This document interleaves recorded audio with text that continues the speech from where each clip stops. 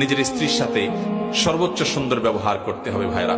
আল্লাহ বলেছেন ওয়াশিরুহুন্না বিল মারুফ, তাদের সাথে সুন্দর আচরণ করো।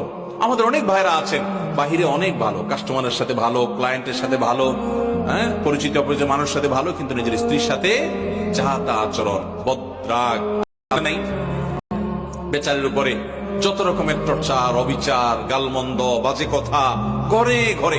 অনেক লোক আছে বাহিরে অনেক সভ্য ভদ্র, ওনাকে মানুষ অনেক ভালো জানে, কিন্তু ওনার বউ জানে ওনার চরিত্রের হাল কি, ঠিক না? এই জন্য নবী করিম সাল্লাল্লাহু আলাইহি ওয়াসাল্লাম বলেছেন যে খায়রুকুম খায়রুকুম লিআহলিহি ওয়া আনা খায়রুকুম লিআহলি।